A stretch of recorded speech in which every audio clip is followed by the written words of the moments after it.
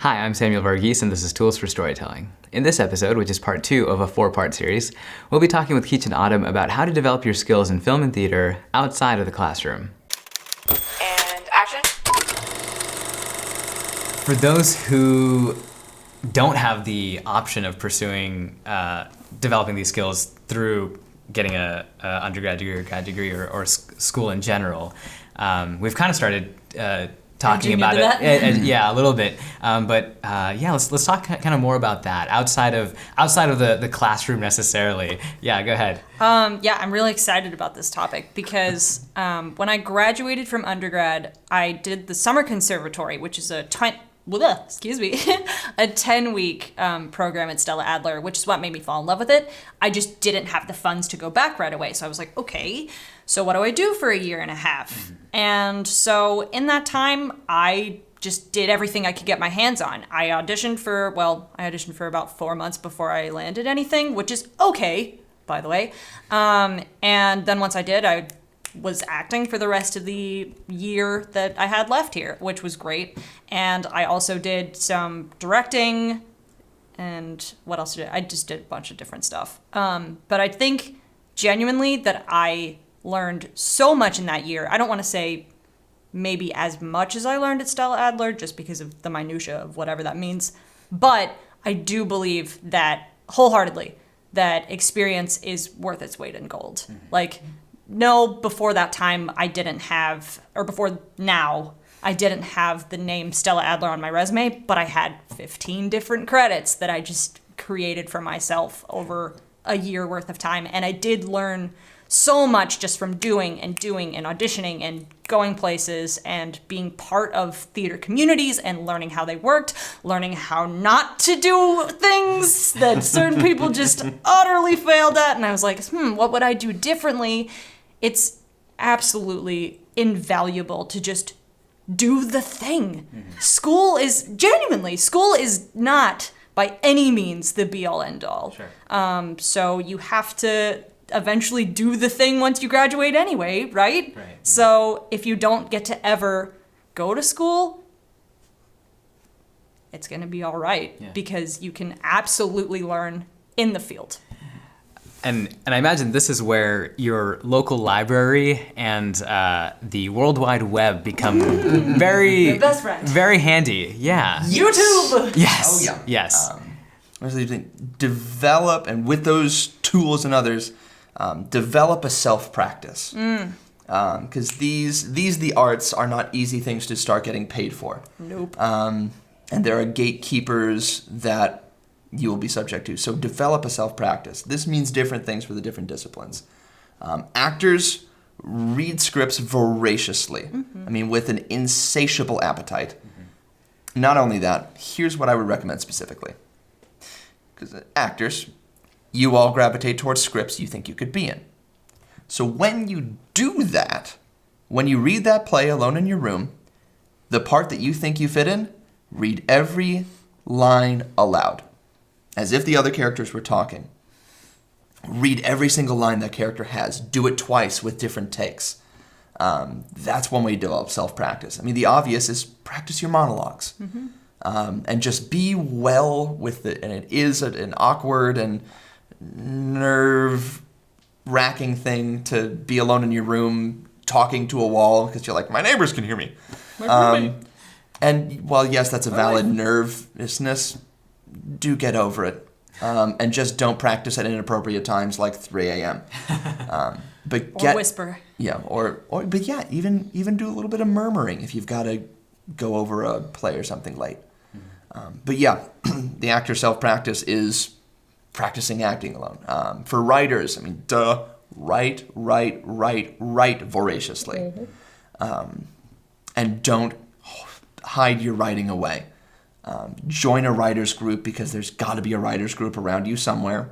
Wherever there are writers without work, there are writers' groups. Wherever there are writers with work, there are writers' groups, because that's where those writers came from and are probably still participating in. So let your work be seen by others. And again, just write. And directors, you guys have the hard one. Because directing does require a certain amount of resources at your disposal, and not everyone is Geese Productions and have a pretty solid portable kit. A full complement of instruments that you guys can cart, all over the city and, get your stuff done with. Of course, over time. Yeah, and even this was accumulated over time, many, many hours of work and Yes. many thousands of dollars. Right. And for stage people, forget about it. I mean, no one's got a theater in their garage. And if it is, it sucks and doesn't adhere to fire code. So for directors, your self-practice is more of consuming voraciously. Consume the hell out of the medium you want to direct. If you want to be a stage director, that means going to a play at least once a month. Bare minimum. If you're a film person, consume a huge amount of TV and movies. And don't do so just for leisure. Don't just think that sitting and seeing it happen will do it all for you. You got to come at it with a workman's eye, which means noticing the techniques at play that you've read about or learned about. Consider why they were used. And consider what you might have done differently. If you see something that's, a cut that kind of snaps your head back and probably not where it should have been, pause, wait a minute. Okay, what angle would I cut to? Who would I cut to in this moment instead to make that less jarring? On stage, if there's a weird amount of an actor sort of way too far, way too close to the audience, bawling their eyes out, where would you put them on that stage instead? Or vice versa. So kind of coming at consuming with a critical eye. That's kind of your self-practice. Because beyond that, it's just about getting it, being production assistants and working your way up, which is a whole other kettle of fish. Yeah. Very good. Autumn, you mentioned in between school, when you were sort of saving up to go to Stella, that you were looking for stuff. Yes. What did looking for opportunities look like? Just constantly auditioning. Like I said, literally the day that I moved here, I had an audition. Or like the second day that I moved here, I had an audition. I just started immediately right off the bat. I didn't care that I had work or that I was tired or that I was whatever. I was just constantly audition after audition.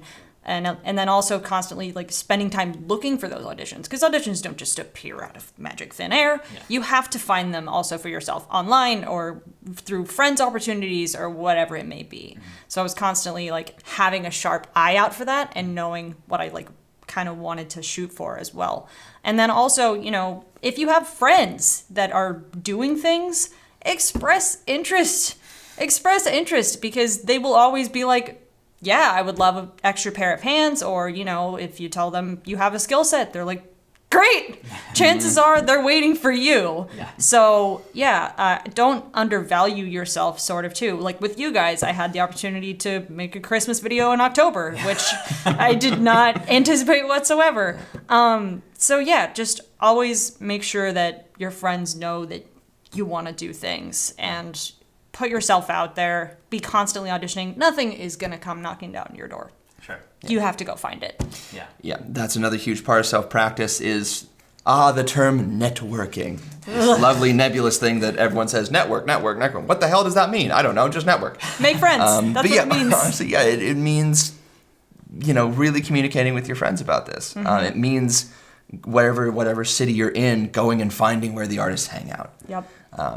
And don't, again, like Autumn said, don't be shy with your talents and your interests, because kind of like how you got a gig through them in a Christmas video, I also found myself a college job through you guys and Jeremy Bridges when these guys got hired to shoot. Oh, yeah. We're broadcasting hockey. It's minor league. How did I forget that? Yeah, minor league hockey. Right. And I was, for some reason, in conversation came up that I have been a lifelong hockey fan. I've watched the Anaheim Ducks and the LA Kings literally since the day I was born. And I got a weekend job broadcasting hockey games. Right. And none of us knew a thing about hockey. And so we were going into this going, well, we can run the camera, but none of us are going to be qualified to announce at all. And so, yes, just in conversation talking about, what we were, hey, by the way, we're doing this thing. And and you, talking about that interest as well, just was really great because all of a sudden we had this gap that needed to be filled that you could provide. And it can be that easy. I mean, another of our friends, there was a coffee shop that they hung out with, or hung out at, constantly, got to know ownership. The owner is this big proponent of the art community and was hoping to restart this theater company that he had founded years ago. And our friend just went, well, I'm in school right now, I've directed, I've acted, can I help?